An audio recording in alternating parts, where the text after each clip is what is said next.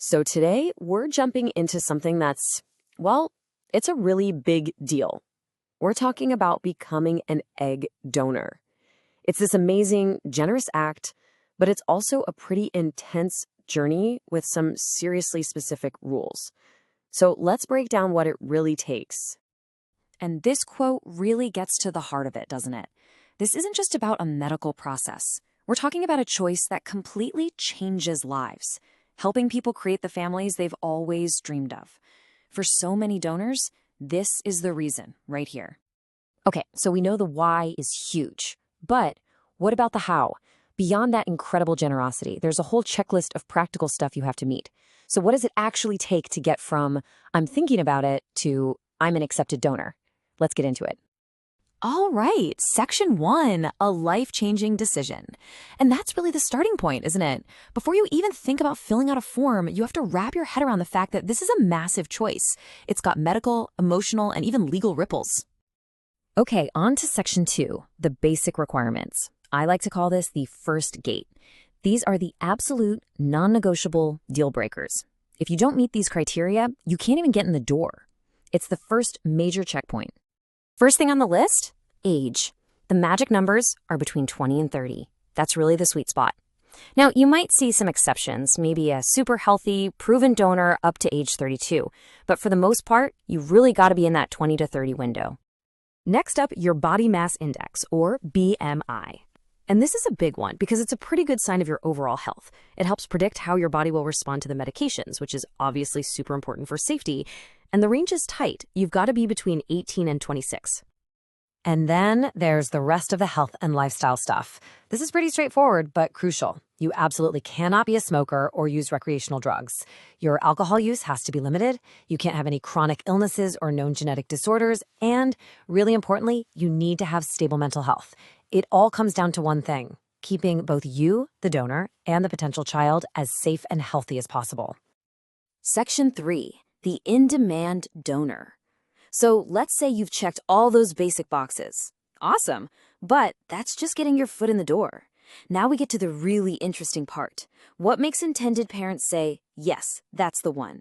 It goes way beyond just the basic medical stuff. And check this out. This is a fascinating little detail. It turns out your education can play a huge role. Applicants from Ivy League schools or other top universities, they are in super high demand. Why? Well, a lot of intended parents are looking for someone who mirrors their own background, including academics. So this is a great way to look at it. On one side, you've got your must-haves, the non-negotiables like age, BMI, and a healthy lifestyle. But then on the other side, you've got the nice-to-haves. These are the things that can make your profile jump to the top of the list. We're talking about things like a shared ethnicity, that high-powered education, or even specific talents in sports or the arts. Section 4, the rigorous screenings, the gauntlet. And honestly, gauntlet's a pretty good word for it. Once you look good on paper, you enter what is easily the most intense part of the whole process. It's a massive series of tests to make sure you're ready for this, medically, emotionally, and legally. It basically breaks down into 3 main parts. First, the medical screening. And this is thorough. I mean, really thorough. We're talking blood work, ultrasounds, a deep dive into your genetics. Second, a psychological evaluation. This is to make sure you're truly prepared for the emotional side of things.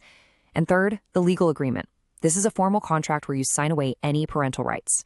You have to pass all 3 to continue. Okay, let's tackle a question that comes up all the time. What about my tattoos or piercings? Am I automatically out? And the answer is probably not. It's usually not a deal breaker. See, the real concern isn't the art itself. It's the tiny risk of infection right after you get it done. So, to be extra safe, they'll probably just ask you to wait a bit. Think 6 to 12 months after a new tattoo or piercing before you can move forward. All right, section 5, from match to retrieval. So you've made it through the screenings, you are approved, any waiting periods are over, now the journey gets real. This is when you get matched with a family and the actual medical process begins. So the cycle itself has 4 main steps. Step 1 is the match. This is the exciting part where a family chooses your profile. Step 2 is ovarian stimulation. This involves a course of medication to get your body ready to produce more eggs than usual. Then comes step 3, the egg retrieval itself, which is a pretty quick, minimally invasive procedure.